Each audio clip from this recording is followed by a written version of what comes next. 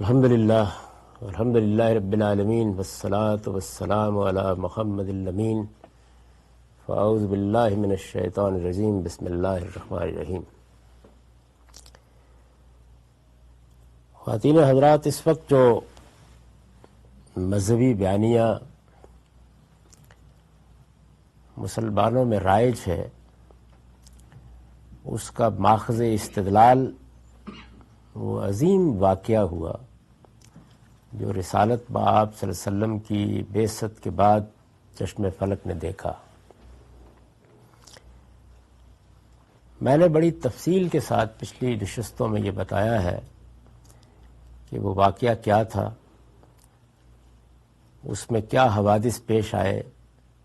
اس کی وسعت کیسی غیر معمولی تھی، اس کے اثرات کیسے عالمگیر تھے، اور پھر وہ کس طرح ہمارے ہاں پورے مذہبی فکر کے لیے، خاص طور پر اسلام اور ریاست سے متعلق مذہبی فکر کے لیے ماخذ استدلال بن گیا۔ اس کے بعد میں نے اجمالاً یہ بات واضح کی کہ اس کو کسی طرح بھی چیلنج نہیں کیا جا سکتا تھا، کیونکہ اس کی بنیاد کسی ایک روایت، کسی خبر واحد پر نہیں تھی۔ اس میں قرآن مجید کی آیات بھی اصلاً ماخذ استدلال نہیں بنی، یہاں ایک واقعہ ہی بنیاد بن گیا، اور واقعہ اسٹیبلشڈ ہسٹری کی حیثیت رکھتا تھا۔ اس طرح کی چیزیں صرف مقابرت سے چیلنج کی جا سکتی ہیں، علم اور استدلال کی دنیا میں ان کو چیلنج کرنا ممکن نہیں ہوتا۔ چنانچہ جن لوگوں نے بھی پچھلے 200 سال میں کسی حد تک اختلاف کرنے کی کوشش کی، ان کے اختلاف کی بنیاد بہت محکم نہیں ہو سکی۔ وہ اس عظیم واقعے کے مقابل میں بعض جزوی چیزیں یا اخبار احاد پر مبنی بعض چیزیں پیش کر دیتے تھے، اور اس کا نتیجہ یہ نکلتا تھا کہ کسی حد تک لوگ تسکین حاصل کر لیتے تھے، بیانیہ اپنی پوری قوت کے ساتھ اسی طرح موجود رہتا تھا۔ یہ بات میں نے کئی مرتبہ اپنے بعض لیکچرز میں واضح کی ہے کہ ہمارے ہاں بہت بڑی بڑی غلطیوں کا باعث یہ چیز بنی ہے کہ واقعے کو بنائے استدلال بنا لیا گیا ہے، کیونکہ واقعہ اپنی تعبیر کے لحاظ سے ضروری نہیں ہے کہ اسی طرح ہو جیسے کہ وہ نظر آ رہا ہے۔ یہاں بھی یہی ہوا ہے، واقعے کا انکار نہیں کیا جا سکتا، وہ ایک ناقابل تردید تاریخی حقیقت ہے، اس کو چیلنج کرنا بھی کسی کے لیے ممکن نہیں تھا۔ وہی ہوا جو پورے دین کے معاملے میں خود پروردگار عالم نے واضح کر دیا ہے کہ میں نے اپنی کتاب اس لیے نازل کی ہے کہ لِيَحْكُمَ بَيْنَ النَّاسِ فِي مَا اخْتَلَفُوا فِيهِ، جن معاملات میں اختلاف ہو رہا ہو وہ ان میں حکم بن کر اپنا فیصلہ سنا دے۔ میں نے آپ کو یہ بتایا کہ قرآن مجید کی اس حیثیت کو اگر آپ اس تعبیر کو ناموزوں نہ سمجھیں تو ہماری تاریخ میں پہلی مرتبہ امام حمید الدین فراہی نے بحال کیا کہ قرآن مجید ایک حکم کی حیثیت سے، ایک میزان کی حیثیت سے، ایک کسوٹی کی حیثیت سے، ایک ترازو کی حیثیت سے سامنے لایا جائے۔ میں نے کسی حد تک تفصیل سے آپ کو بتایا کہ ان کے ہاں جس طریقے سے قرآن مجید کی زبان اور اس کے اسالیب کی اپریسیشن نے نظم کو ایک حقیقت بنا دیا، ایک قابل قبول حقیقت، بالکل اسی طریقے سے ان کی تحریروں میں اور تحقیقات میں یہ دو چیزیں بھی نمایاں ہوئیں۔ ایک رسولوں کے بارے میں اللہ تعالیٰ کا خصوصی قانون جس کو وہ بس کہیں کہیں اشارات میں بیان کرتے ہیں، اور ایک ذریت ابراہیم کے بارے میں اللہ تعالیٰ کا خصوصی قانون۔ یہ جس طرح سے میں اس کو پیش کر رہا ہوں، جتنی جزیات کے ساتھ یہ بیان کیا جا رہا ہے، یہ آپ کو ان کے ہاں نہیں نظر آئے گا۔ یہی وجہ ہے کہ بہت سے لوگ یہ خیال کرتے ہیں، جنہوں نے ان کو پڑھا بھی ہے، کہ ایسی کوئی بات تو انہوں نے نہیں کہی۔ مجھے ایک واقعہ یاد آتا ہے، بڑے مشہور اسکالر تھے ڈاکٹر محمود احمد غازی، ایک زمانے میں وفاقی وزیر بھی رہے، دعویٰ اکیڈمی میں بھی ان کے پاس ذمہ داری رہی، اور ایک صاحب علم آدمی تھے۔ تو میں نے اسلامی یونیورسٹی اسلام آباد میں ایک لیکچر دیا جس میں پروفیسر خورشید صاحب بھی تھے اور ڈاکٹر محمود احمد غازی بھی تھے، اور اس میں یہ بتایا کہ امام فراہی کے کاموں میں ایک بڑا کام یہ ہے کہ انہوں نے تشتت و افتراق سے قرآن مجید کو نکال کر یہ تصور پیش کیا کہ قرآن مجید ایک ہی بات کہتا ہے۔ یعنی یہ جو رویہ ہمارے یہاں بن گیا ہے کہ اس کی آیت کی یہ تعویل بھی ہو سکتی ہے، یہ تعویل بھی ہو سکتی ہے، اور اس کو فن اور علم سمجھا جاتا ہے کہ آپ کتنی زیادہ تعویلات بیان کرتے ہیں۔ تو انہوں نے کہا کہ تعویل واحد ایک ہی تعویل ہوتی ہے۔ یہ تشتت اور افتراق تو ہماری قلت تدبر یا قلت علم کی وجہ سے پیدا ہو جاتا ہے۔ ہم غلطی کر رہے ہوتے ہیں، ایسا نہیں ہے کہ قرآن مجید ایک ہی وقت میں دو متضاد یا مختلف باتیں کہہ رہا ہے۔ تو انہوں نے مجھ سے بعد میں یہ کہا کہ یہ بات میں نے پہلی بار سنی، یعنی یہ میں کسی عامی کی بات نہیں کر رہا، اور وہ بہت حسن ظن رکھتے تھے، ان کا بہت قریبی تعلق رہا مولانا امین حسن اصلاحی سے بھی، اس کے باوجود انہوں نے مجھ سے یہ بات کہی۔ درحال ہے کہ اگر آپ تکمیل فی اصول التعویل کو دیکھیں تو اس میں یہ وضاحت سے بیان ہوا ہے۔ تاہم امام فرائی کا جو طریقہ ہے بات کو بیان کرنے کا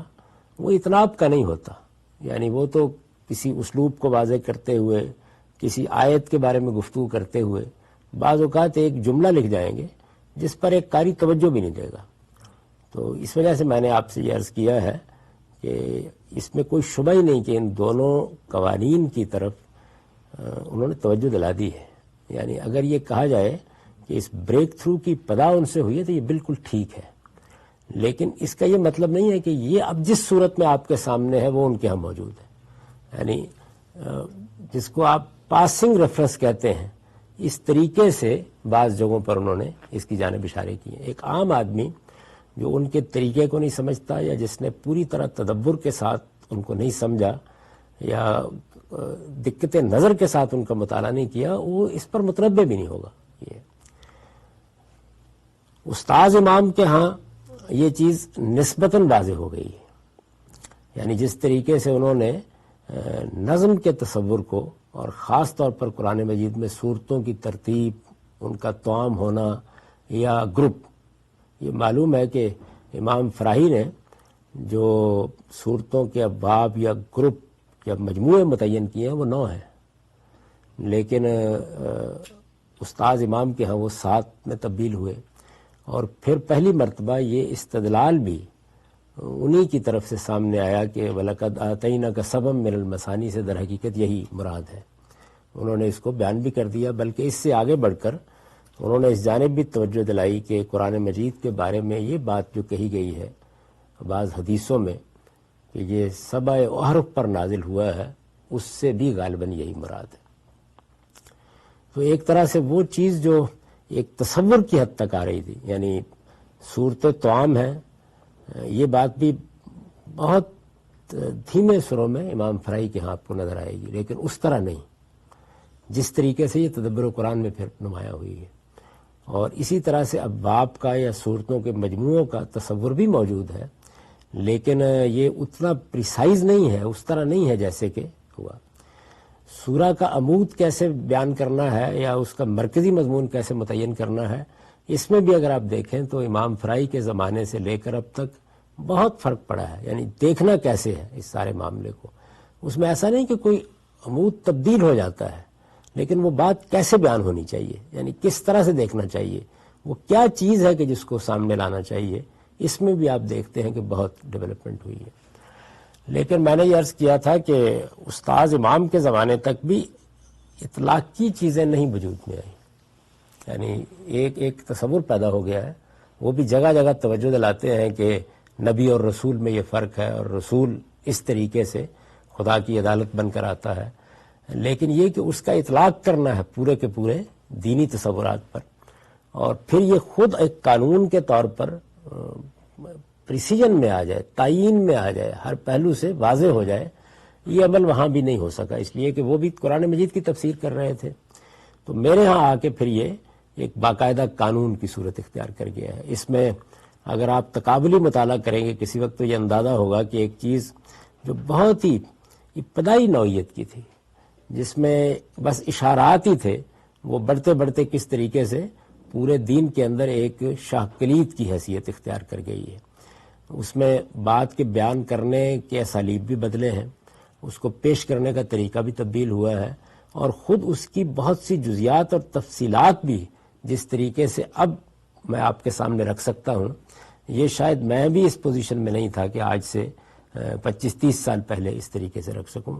تو مقصد یہ ہے کہ یہ تصور جس نے آ کر ایک شاہ کلید کا کام کیا ہے، جس نے اس پورے عظیم واقعے کی نوعیت ہی بالکل تبدیل کر کے دوسری کر دی ہے، جس نے اسلام اور ریاست کے بارے میں تصورات کو بالکل یوں سمجھ لیجئے کہ ٹاپ سیٹر بھی ہر چیز تبدیل ہو گئی ہے، تو یہ ایک دن میں نہیں ہوا،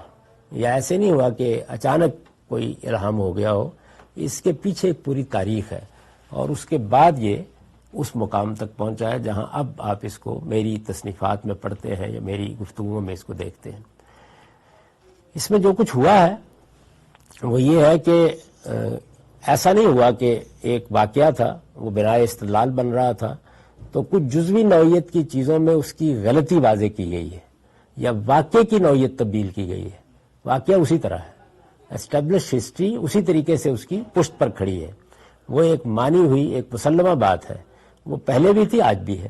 صرف قرآن کی روشنی میں یہ بتا دیا گیا ہے کہ یہ کوئی سیاسی عمل ہی نہیں ہے، اس کا اسلام اور ریاست کے باہمی تعلق کے مبحث سے بھی کوئی تعلق نہیں ہے، یہ کوئی انقلاب کی جدوجہد بھی نہیں ہے، یہ حکومت قائم کرنے کا کوئی عمل بھی نہیں ہے، یہ دنیا کی تسخیر کا کوئی عمل بھی نہیں ہے، یہ غیر مسلموں کے بارے میں کوئی ابدی پالیسی بھی نہیں ہے، ان میں سے کچھ بھی نہیں ہے، یہ در حقیقت ایک سنت الہی کا ظہور ہے، اور یہ وہی سنت الہی ہے جو تمام رسولوں کے بارے میں روبہ عمل رہی ہے، حضرت نوح کے معاملے میں بھی، حضرت لوط کے معاملے میں بھی، عاد و سمود کی قوموں سے متعلق بھی۔ پورا قرآن مجید اصل میں اسی سنت الہی کو بیان کرتا ہے، وہ قیامت کے وجود پر اس سے استدلال قائم کرتا ہے۔ اگر آپ اس نظر سے قرآن مجید کو دیکھیں تو قرآن مجید میں سب سے زیادہ قیامت کے وقوع پر استدلال کے لیے انہی واقعات کو استعمال کیا گیا ہے۔ بار بار اللہ تعالیٰ یہ توجہ دلاتے ہیں کہ جو غیب کا پردہ پڑا ہوا ہے تم مجھے نہیں دیکھ سکتے، قیامت بھی اس وقت برپا نہیں ہوئی، اس کی خبر دی جا رہی ہے، تو یہ چھوٹے پیمانے پر میرا ظہور ہو رہا ہے، میں نے ایک بستی میں، ایک شہر میں، ایک قوم کے معاملے میں اپنے آپ کو ظاہر کر دیا ہے، میں نے کسی حد تک حجاب اٹھا دیا ہے، مجھے دیکھنا چاہتے ہو تو وہاں دیکھ لو، اور میری دینونت، میرے فیصلے اور میری عدالت کی جس ظہور کی پیغمبر خبر دے رہے ہیں وہ بھی دیکھ سکتے ہو آنکھوں کے سامنے۔ تو ایک لحاظ سے یہ جو ساری صورتحال ہے یہ اس بنیادی مقدمے کے لیے ایک غیر معمولی استدلال کے طور پر سامنے آ گئی ہے، اور اس سے یہ واضح ہوا ہے کہ قرآن مجید اصلاً ایک پیغمبر ہی کی سرگزشت انذار ہے اور ایک سنت الہی کے ظہور کی داستان ہے، یعنی وہ کیسے ظاہر ہوئی، خدا کیسے زمین پر آیا، خدا نے کیسے عدالت برپا کی، خدا نے کس طرح انصاف کا فیصلہ کیا، خدا نے کس طریقے سے اپنے پیغمبر کے منکرین کو سزا دی، خدا نے جن لوگوں نے پیغمبر کی دعوت کی قدر کی ان کی کیا عزت افزائی فرمائی، ان کے لیے کیا سرخ روئی کا سامان کیا۔ وہ ایک دینونت، ایک جزا و سزا اور ایک خدا کی عدالت کے ظہور کی حیثیت سے یہ سارا واقعہ اپنی نوعیت کے لحاظ سے تبدیل ہوگا، یعنی واقعے میں کوئی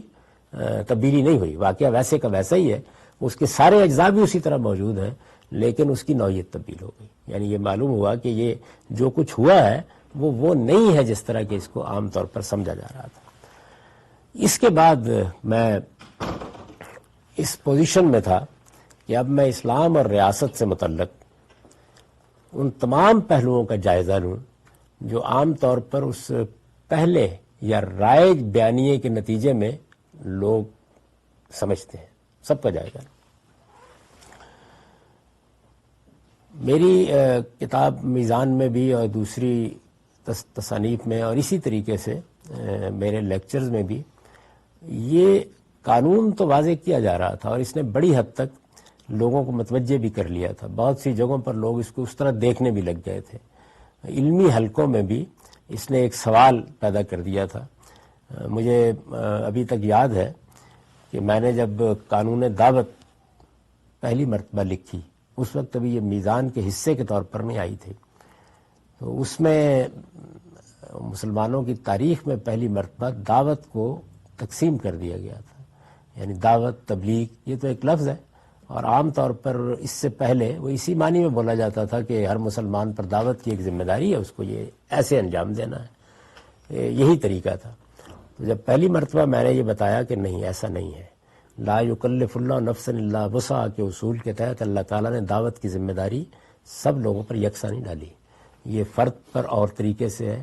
یہ مسلمانوں کے کسی نظم اجتماعی پر اور طریقے سے ہے، یہ علماء پر اس سے بالکل مختلف طریقے سے ہے، اور پیغمبر کی دعوت وہ اس سے بالکل ہی مختلف ہوتی ہے. تو پیغمبر کی دعوت بھی ظاہر ہے اس میں بڑی تفصیل کے ساتھ بیان ہوئی. تو اس کو ایک مشہور اسکالر تھے جنہوں نے نبی کامل کے عنوان سے کتاب لکھی اور ایک زمانے میں دعویٰ اکیڈمی کے چیئرمین بھی رہے، غالباً خالد علوی یا اس طرح، ڈاکٹر خالد علوی یا اس طرح کوئی نام ان کا ہے، نام میرے ذہن سے نکل رہا ہے. تو وہ مجھے فیصل مسجد میں ملے. تو اس زمانے میں اس کا ایڈیشن ختم ہوا تھا پہلا. تو انہوں نے مجھ سے الگ لے جا کے مجھ سے یہ کہا کہ یہ ایک ایسی نئی دنیا ہے، دعویٰ اکیڈمی کے وہ تھے، کہ جو ہمارے لیے پہلی بار سامنے آئی ہے. تو اس کی ذرا مزید تفصیل کی. یعنی ایسے لگتا تھا جیسے وہ اسی کیفیت سے دوچار ہیں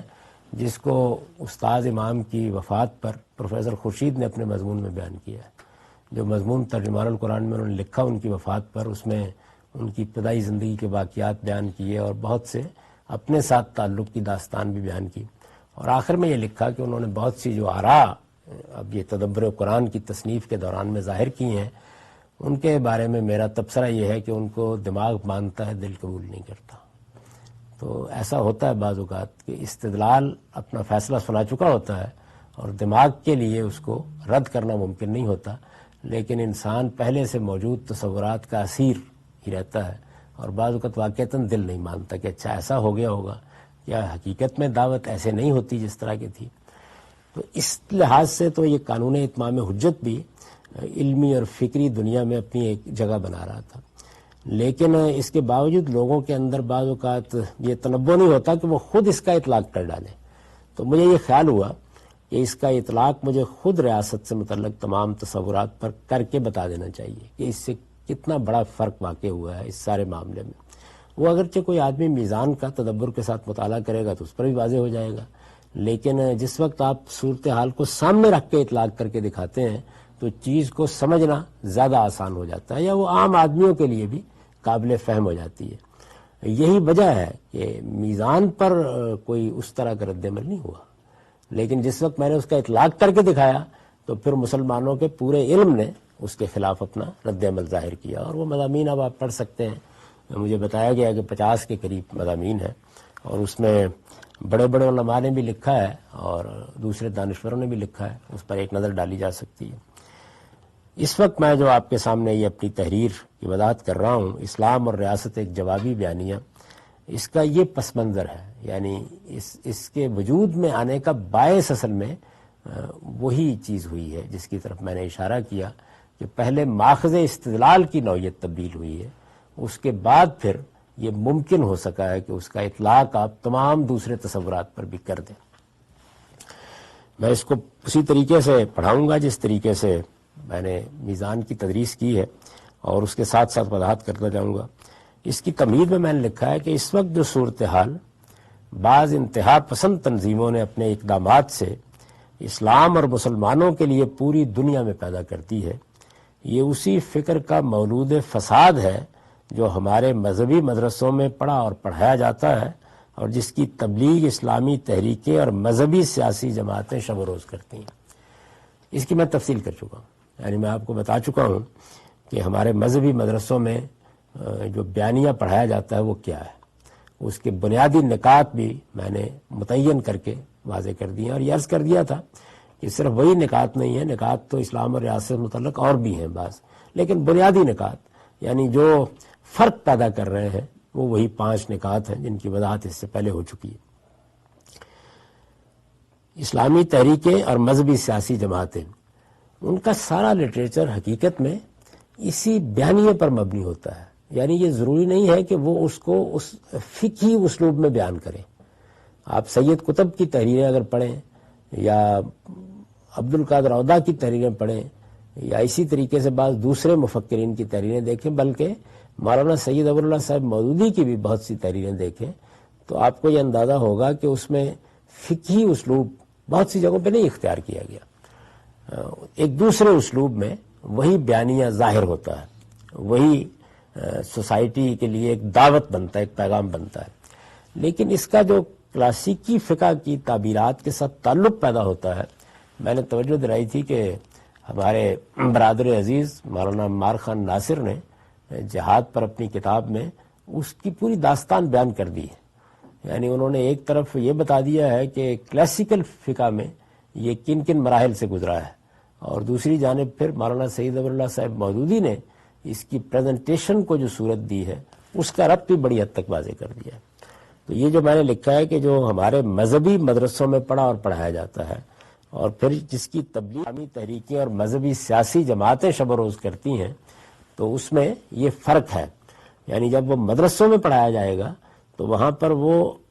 قدیم فقہ کی اصطلاحات میں پڑھایا جا رہا ہوتا ہے، وہاں وہ ایک بیانیے کے طور پر سامنے نہیں آتا، یہ ایک دعوت کے طور پر سامنے نہیں آتا، بلکہ وہاں وہ اجزاء میں سامنے آتا ہے، ایک جز اس باب میں سامنے آ جائے گا، ایک دوسرا جز دوسرے باب میں سامنے آ جائے گا، وہاں وہ ایک بکھری ہوئی صورت میں آپ کے سامنے متعین ہوتا ہے، کیونکہ فقہا کا طریقہ یہ نہیں ہے کہ وہ پورے دین کی کوئی تعبیر کر رہے ہوتے ہیں، وہ اصل میں دین کے احکام ہی کی شرح و وضاحت کا کام کرتے ہیں۔ لیکن جیسے ہی یہ اسلامی تحریکوں کے لٹریچر میں آتا ہے یا مذہبی سیاسی جماعتوں کے ہاں کی تعبیرات میں آتا ہے، تو پھر اس کی نوعیت تبدیل ہوتی ہے، یعنی پھر یہ اس سے اوپر اٹھتا ہے، اس کی اجزاء میں ایک خاص طرح کا ربط پیدا ہوتا ہے، پھر اس ربط کے لحاظ سے اپنا یہ ایک ہدف متعین کرتا ہے، اور پھر اس ہدف کو سامنے رکھ کر یہ اپنی دعوت دیتا ہے پوری طاقت کے ساتھ، اور یہ وہ جگہ ہے جہاں سے آ کے یہ غیر معمولی جذبہ بھی پیدا کر دیتا ہے، کیونکہ اب وہ چیز اجزاء میں نہیں رہی۔ اس سے آپ اس گتھی کو بھی سلجھا سکتے ہیں کہ ایسا کیوں ہوتا تھا کہ مذہبی مدرسوں میں اگر یہی سب کچھ پڑھایا جا رہا تھا اور یہی چیزیں بتائی جا رہی تھیں،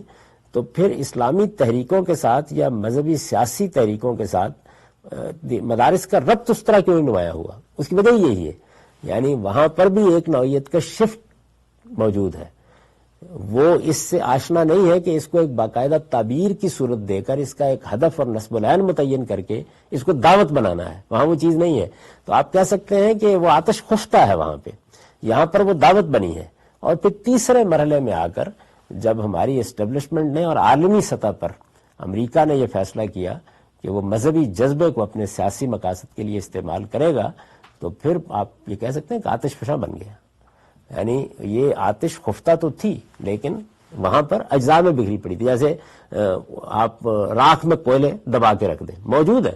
یعنی ان میں سے ایک ایک جز کو آپ تلاش کر کے دکھا سکتے ہیں، اور میرا خیال ہے میں نے اس کی کافی پیچھے تفصیل بھی کر دی ہے، لیکن اس کو پھر ایک بیانیے کی صورت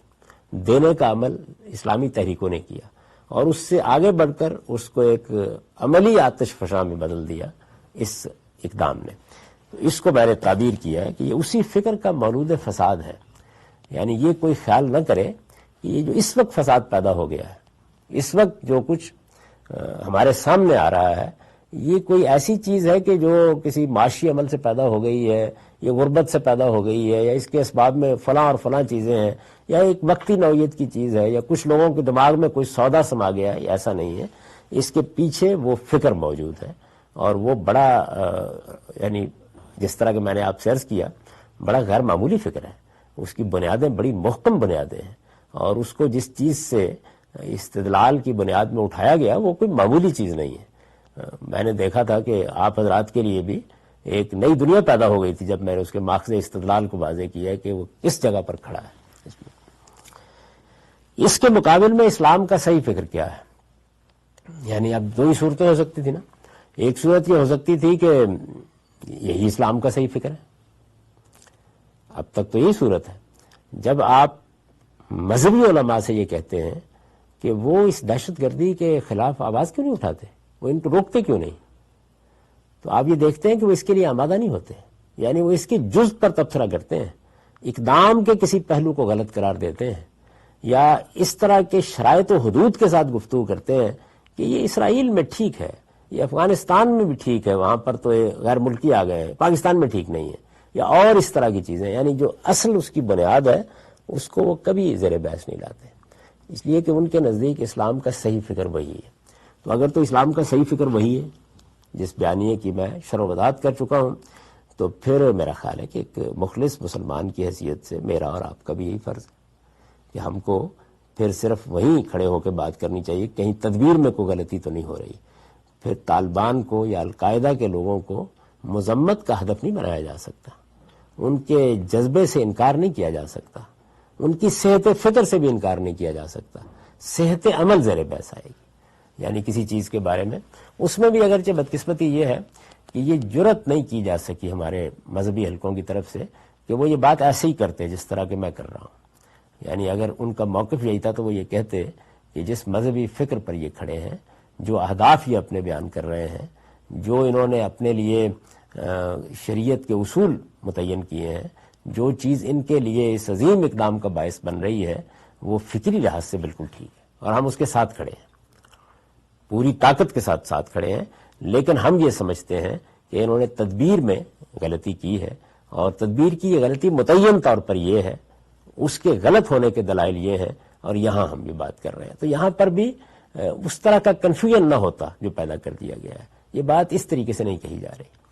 کہیں اصل میں یہی جا رہی ہے, لیکن اس وضوح کے ساتھ کہنے سے گریز کیا جاتا ہے. تو اگر یہ فکر صحیح ہے تو پھر میں اس جگہ ہی کھڑا ہو کر, یعنی اگر میں بھی اس کا جائزہ لے کے اسی نتیجے تک پہنچتا تو میں زیادہ سے زیادہ جو تنقید کرتا ہوں اسی جگہ کھڑے ہو کرتا. اس سے آگے پھر کوئی جواز نہیں ہے. یہ اپنی ذات میں ٹھیک ہے, اپنے مقصد میں ٹھیک ہے, اپنے نصب العین میں ٹھیک ہے, اپنے اجزاء میں ٹھیک ہے. جو بات کہی جا رہی ہے وہی ہمارا مقصود, وہی ہمارا نصب العین ہے. ہمیں بھی اسی کے لیے جینا اور مرنا ہے, اسی کو ہم بھی اپنا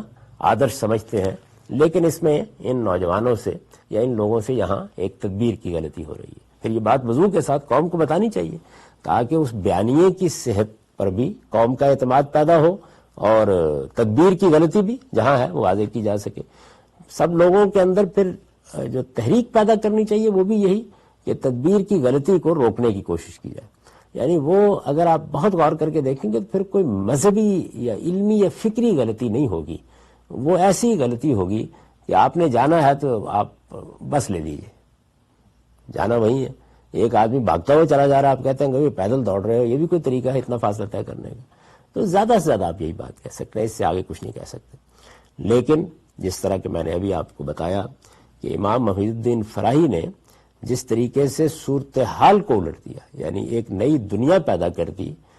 قرآن مجید کی اس حیثیت کو بحال کر کے کہ وہ حکم ہے, وہ فیصلہ کرے گا. اب واقعات ماخذ استدلال نہیں بنیں گے,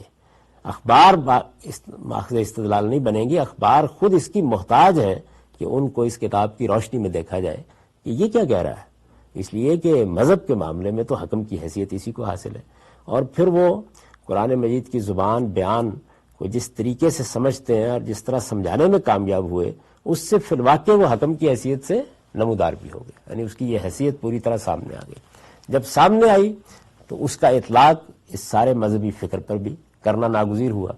کرنے کے بعد جو چیز واضح ہوئی وہ یہ کہ یہ اسلام کا صحیح فکر نہیں ہے. یہ نتیجہ نکلا نا,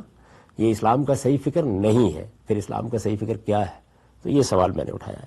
اس کے مقابل میں اسلام کا صحیح فکر کیا ہے, اس کو ہم نے اپنی کتاب میزان میں دلائل کے ساتھ پیش کر دیا ہے. یعنی اصل میں تو پورا کا پورا مذہبی اس بیانیے کے مختلف اطراف کے ساتھ کھڑا ہے, لیکن چونکہ یہاں صرف اسلام اور ریاست زیر بحث ہے تو اس وجہ سے میں نے صرف حوالہ دے دیا ہے کہ اگر کوئی شخص اس کو تفصیل کے ساتھ دلائل کے ساتھ سمجھنا چاہے کہ یہ کیا تبدیلی آئی ہے, اس کے نتیجے میں موجودہ مذہبی بیانیہ کہاں کھڑا ہوا ہے اور اسلام کا صحیح فکر کس طرح سے ایک دوسری صورت اختیار کر گیا, تو اسے پھر پوری کتاب کو پڑھنا چاہیے. یہ در حقیقت ایک جوابی بیانیہ ہے. یعنی اس لحاظ سے میں نے یہ تعبیر اختیار کی تاکہ میں اپنی بات آج کی اصطلاحات میں سمجھا سکوں کہ اس لحاظ سے یہ در حقیقت ایک جوابی بیانی کاؤنٹر نیریٹو ہے. اس میں اس نیریٹو کو چیلنج کر دیا گیا ہے. اور ہم نے بارہا کہا ہے کہ مسلمانوں کے معاشرے میں مذہب کی بنیاد پر فساد پیدا کر دیا جائے تو سیکولرزم کی تبلیغ نہیں بلکہ مذہبی فکر کا ایک جوابی بیانیہ ہی صورتحال کی اصلاح کر سکتا ہے. یعنی مسلمانوں کے بارے میں اگر کوئی شخص یہ سمجھتا ہے کہ ان کو مذہب سے ہٹا کر ان کی اصلاح کی جا سکتی ہے یا مذہب کو ان کی انفرادی اور اجتماعی زندگی سے ارریلیونٹ کر کے ان کی اصلاح کی جا سکتی ہے تو وہ ہم کو کی جنت میں رہتا ہے. اسے کوئی امکان نہیں ہے. اصل میں ہمارے ہاں جو نئے دانشور ہیں ان کی ٹریجڈی یہ ہے کہ وہ اس سارے عمل کو مغرب میں ریفارمیشن کی تحریک کے پس منظر میں دیکھتے ہیں. یعنی ان کا خیال یہ ہے کہ جس طرح سے یورپ میں پہلے اصلاح مذہب کی تحریک اٹھی جس کا حوالہ دیا اقبال نے مسجد قرطبہ میں، دیکھ چکا المنی شورش اصلاح دی، تو ریفارمیشن کی جو تحریک اٹھی اور پھر اس کے بعد انڈسٹریل ریولوشن اور پھر رینیسانس اور احیاء علوم، یہ ہمارے ہاں بھی یہ مراحل اسی طریقے سے گزر سکتے ہیں اور ہم اسی نتیجے تک پہنچ سکتے ہیں کہ ریاست کا تعلق مذہب سے الگ کر دیں. سیکولرزم اسی چیز کا نام ہے. یہ ترکی میں کر کے دیکھ لیا گیا اور جگہوں پر بھی، مصر میں بھی ایک طویل عرصے تک کر کے دیکھ لیا گیا. یہ اس لیے بالکل ناکام ہوگا اور اس کے مقدر میں ناکامی لکھی ہے. میں نے یہ اپنے ملک کے جتنے بھی جدید دانشور ہیں ان کو ہمیشہ نج کی مجالس میں اس جانب توجہ دلائی ہے کہ یہ ممکن نہیں ہے. آپ اپنا انجام دیکھ لیں کیا ہوا ہے مختلف جگہوں کے اوپر، جس جگہ بھی، یہاں تک کہ خود آپ کو پھر جمہوری روایات کی بھی خلاف ورزی کرنی پڑی. مصر میں ایسے ہی ہوا ہے، ابھی آپ نے دیکھا ہے. ترکی میں تو اس کی ایک پوری تاریخ 100 سال میں لکھی گئی ہے. الجزائر میں اسی طریقے سے ہوا. تو مختلف جگہوں پر یہ ہوا. وجہ کیا اس کی؟ وجہ یہ ہے کہ مغرب میں ساری جدوجہد چرچ کے خلاف تھی. وہ جدوجہد اصلاً مذہب کے خلاف نہیں تھی. اس کو کامیابی ہونا تھا، اس لیے کہ چرچ کو جو حیثیت دے دی گئی تھی مغرب میں، اور جس طریقے سے پوپ ایک لحاظ سے ایک روحانی اور سیاسی حکومت قائم کر لیتا تھا، اس کو تو دنیا سے جانا تھا. یہ ایک بالکل انسانی فطرت کی بغاوت تھی. یعنی میں اس کو یوں تعبیر کرتا ہوں کہ چرچ کے خلاف بغاوت انسانی فطرت کی بغاوت ہے. یہ بات کہ کچھ انسان خدا کی طرف سے اس طرح معمور ہو جاتے ہیں اور پھر وہ لوگوں کی تقدیر کا فیصلہ کرتے ہیں، یہ انبیاء علیہم السلام کے سوا کسی کے بارے میں نہیں مانی جا سکتی. اور انبیاء علیہم السلام کے لیے بھی خدا منوانے کے لیے جو طریقے اختیار کرتا ہے وہ اپنی جگہ ایک پوری داستان ہے. یہ ایسے نہیں ہوتا. تو اس وجہ سے چرچ کے خلاف مغرب کی بغاوت فطرت کی بغاوت ہے. اور میں نے کسی اپنے تحریر میں غالباً بہت پہلے، آج سے 30 سال پہلے، یہ لکھا بھی تھا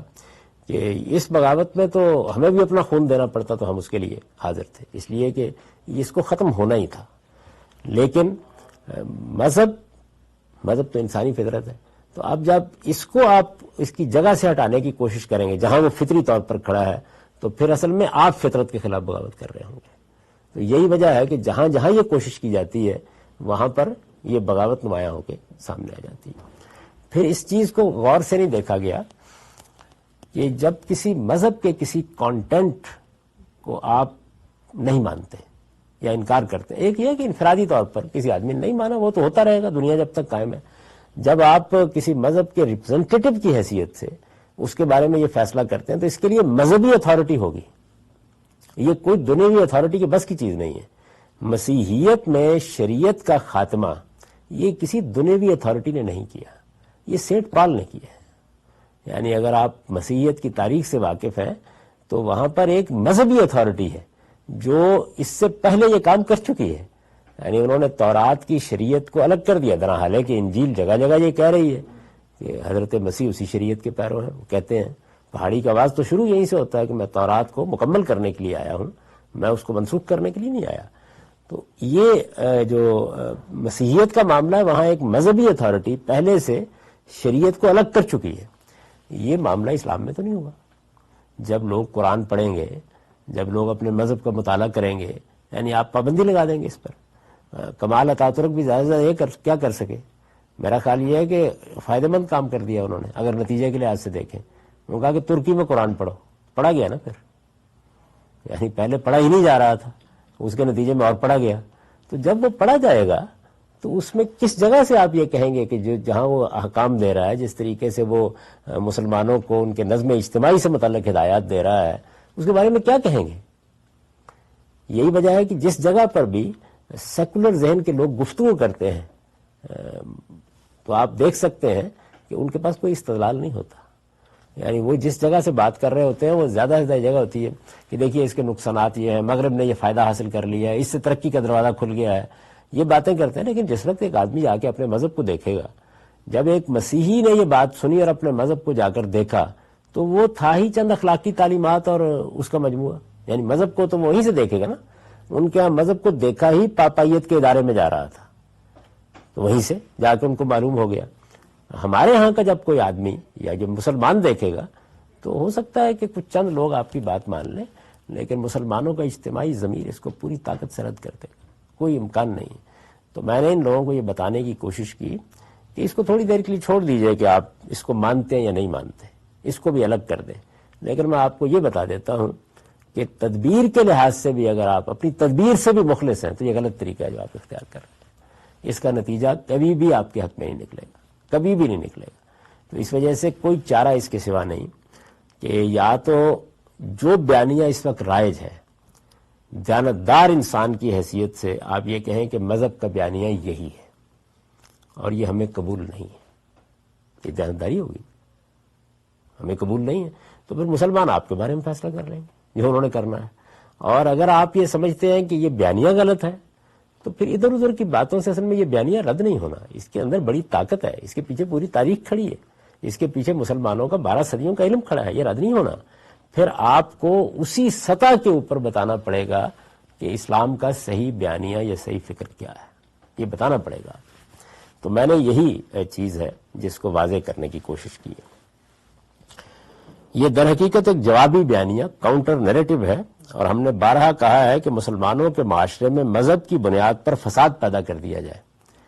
تو سیکولرزم کی تبلیغ نہیں بلکہ مذہبی فکر کا ایک جوابی بیانیہ ہی صورتحال کی اصلاح کر سکتا ہے.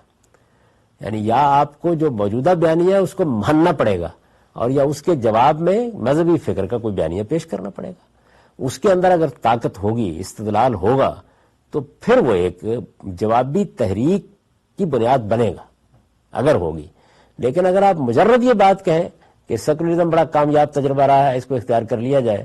تو اس کے مقدر میں ناکامی لکھی ہے، ہر جگہ ناکامی ہوگی، کوئی سوال اس کا نہیں. میں آپ سے عرض کرتا ہوں جن جگہوں پر بہت سٹیبلٹی آ گئی تھی سیاسی لحاظ سے، وہاں پر بھی پوری طاقت کے ساتھ یہ چیز نمودار ہوئی ہے. اس کی مثال ملیشیا. یعنی اس وقت جب کہ میں وہاں سے آ رہا تھا تو وہاں کے پورے میڈیا میں، وہاں کے علمی حلقوں میں، وہاں کی پارلیمنٹ میں یہی بحث جاری تھی. اور اس بحث میں ایک طرف قدیم علماء ہیں، ان کو وہاں بڑی سیاسی طاقت حاصل ہے. آپ کے علم میں ہے کہ ملیشیا کی 13 ریاستیں ہیں، جن میں سے 4 ریاستوں میں اپوزیشن کی حکومت ہے، اور وہ 4 ریاستیں ریچسٹ اسٹیٹس ہیں. وہی اصل ملیشیا ہے. یعنی جو باقی ریاستیں ہیں وہ دیہاتی ریاستیں ہیں بنیادی طور پر. سیلنگور کی ریاست جس سے کوالالمپور کو فیڈرل ایریا بنایا گیا ہے، یا ملیشیا کا دارالحکومت پترا جایا جہاں سے بنایا گیا ہے، سیلنگور کی اسٹیٹ جو ہے، اس میں بھی اپوزیشن کی حکومت ہے، اور اس میں یہ حکومت 2/3 اکثریت کے ساتھ قائم ہے. اور وہ اپوزیشن جو ہے وہ 3 پارٹیوں کا مجموعہ ہے، ایک کولیشن ہے جس میں ایک انور ابراہیم کی پارٹی ہے، ایک قدیم پارٹی ہے ان کی جو موجودہ برسر اقتدار پارٹی سے بھی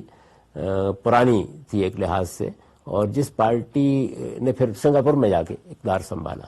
تو وہ ہے. اور تیسرے وہی مذہبی جماعت ہے، آپ سمجھیں ملیشیا کی جماعت اسلامی. یہ تینوں ہیں. اور ان میں سے جو انور ابراہیم کی پارٹی ہے وہ بالکل اسی طرح بیہیو کرتی ہے جیسے مسلم لیگ کرتی ہے. یعنی وہ حقیقت میں تو کنزرویٹوز ہی کو ریپرزینٹ کر رہی ہوتی ہے.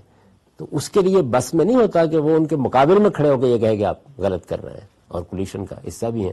تو طاقت دگنی ہو گئی. یعنی ایک آپ کی اپنی طاقت ہے، ایک طاقت کم سے کم تائید کی حد تک،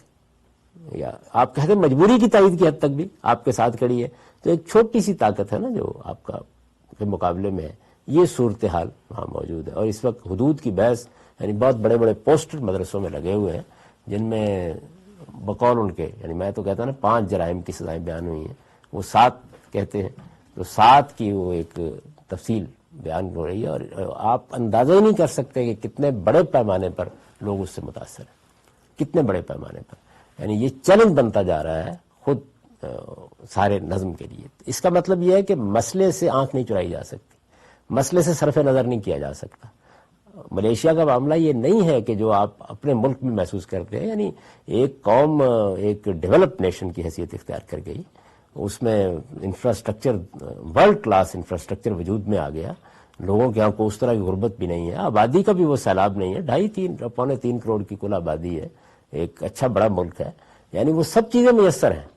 اب آپ یہ تو نہیں کہہ سکتے کہ جو اپنے ہاں آپ تعویل کر سکتے ہیں کہ جی غربت ہے، لوگوں کو یہ نہیں ہو رہا، تعلیم کے بے پناہ ذرائع ہیں، کوئی ملے بچہ تعلیم پانا چاہے بس اس نے یہ فیصلہ ہی کرنا ہے کہ تعلیم پانی ہے، وہ ہارورڈ میں بھی آ کے اگر پڑھنے کے قابل ہوگا داخلہ لے لے، پھر ملیشین گورنمنٹ ایک ایک چیز کا خرچ اٹھا لیتی ہے، کسی قسم کا کوئی مسئلہ نہیں۔ اس کے باوجود دیکھیے